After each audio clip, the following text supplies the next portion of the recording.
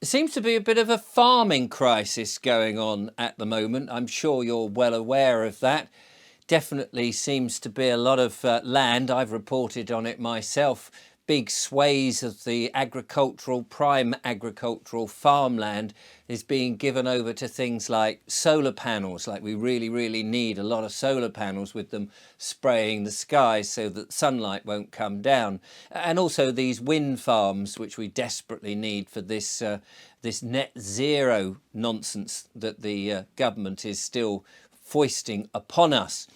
But not only that, a lot of land, of course, is disappearing under new builds of these sort of rabbit hutches that are going everywhere with mean little gardens, horrible little windows, and all looking very much the same, all concentrated in one area.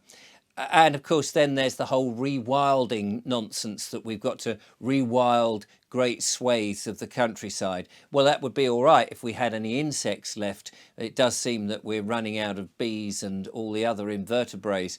So goodness knows where these insects, which would be the food of any other animals and mammals that would feed on them, where they're going to live. It just sounds a complete nonsense. The one thing that we desperately need more than anything else is land to grow food. But of course, the big agenda is that you don't need to eat real food. You can just carry on having lovely synthetic food, food that we're slowly seeing introduced more and more into the supermarkets. Not that I go to a supermarket anymore to buy any of that nonsense, because we know that there's very little, if any, nutritional value in any of the food that they dish up there. Lots of lovely colouring and flavourings, artificial of course, and maybe soon Bill Gates's worms and mealworms and insects and his strange synthetic burgers, GM modified. Yeah, I'm really looking forward to having my gnashers into that. As you know, the PFFA, the People's Farming and Food Alliance, are desperately looking for ways to encourage more people to get into farming and encouraging people to work with farmers or to start growing in their gardens and things, because we're going to need some fresh, real food produce, especially if they are spraying the skies as much as they are and crops are starting to fail, and the likelihood of a famine coming up in which there'll be a scarcity of food. Food security is something we really need to take seriously. Well, it's curious because somebody recommended this book to me a month or so ago, Sit and Sing Small, strange name, and it's a unique account by a lady called Marianne Christina Heath, who was, as a child, resettled as part of the Land Resettlement Association.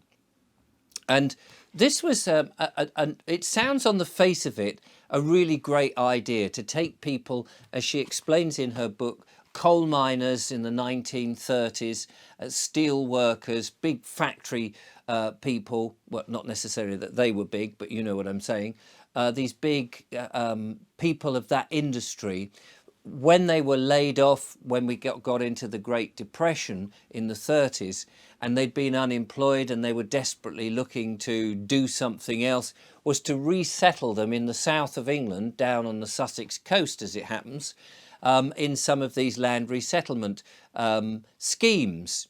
And they would then start to grow crops, market gardening crops, and grow pigs and some animals and things. They were given a 3-bedroom house, 3 or 4 acres of land, a greenhouse to grow tomatoes and various things in, and then they were encouraged to get on with it. And there were a number of them, something like 350 different of these schemes all dotted around. So on the face of it, it sounds great. But actually, it turns out that these houses were built incredibly shoddily, very cheaply. The infrastructure wasn't really there, so the cesspits were overflowing. There were strict guidelines on what they were supposed to grow, the type of pigs they could have, and all of that. And it had to be managed within their sort of co-op, if you like. And so on the face of it, it sounded amazing that you could get given well, you were renting, you were tenants effectively, but you could get access to the land and have this sort of lovely outdoor life growing and packing up your vegetables and various things. But it does sound like it was, in actual fact, very badly mishandled, and a lot of suffering went on because of the lack of investment in making it work.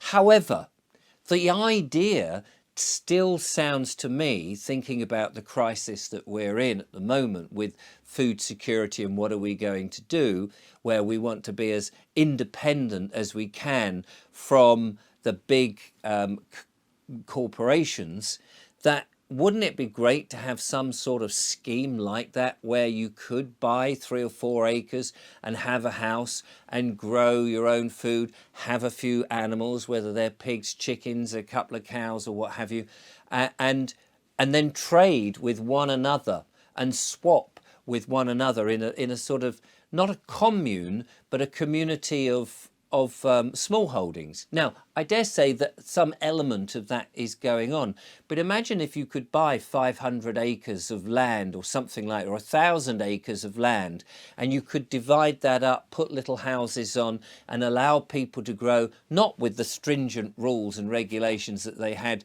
back in the Land Resettlement Association, but giving people that flexibility.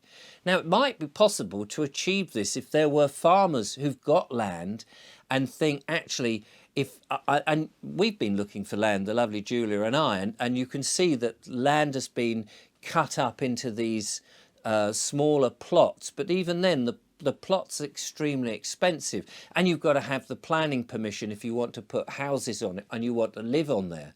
But we've got to get to a point, have we not, where actually we need to save not just the planet, but we've got to save ourselves and the population. And many of us who want to get back to the land, we really need to find some solution in which we could get a larger piece of land, divvy it up into smaller pieces, put a house, a bit like going back, if you like, and I know people hate it if you sort of look back and they go, oh, but that's regression, that's not, we're not progressive. But going back to, say, the Saxon times, in which you had these small holdings, people were growing stuff and then they would trade with their neighbours. And so if somebody was growing corn and somebody had cows, they might trade corn to make bread for milk, and so on and so forth. And that sort of community, I think, would be a really great boon. And then, so you're subsistent, but anything extra is what would then go to market. And you perhaps within this area that you're in, you'd set up your own marketplace. These sort of ideas, that may not be the final great idea, but these sort of ideas is what we really need to be thinking about. Switching up away from the big farms that just make commodities for supermarkets, in which they're reliant on 1 or 2 crops or 1 or 2 animals, and they're all highly produced, high and intensive with very little nutrients and all of that. But actually getting back more people, we need more farmers so we can produce more food, connecting people back to the land easily and effortlessly. At the moment, we have the very difficult situation that land is extremely expensive, and to get into any sort of farming is pretty much impossible unless you've had a windfall or a big inheritance or something like that. Whereas there's got to be other ways that we can divvy up the land and work out in small little groups what we want to grow, and then trade once again, getting away as much as possible from the big corporations, the big supermarkets, and being as independent as we can, and taking back that responsibility for our lives like we once upon a time did before.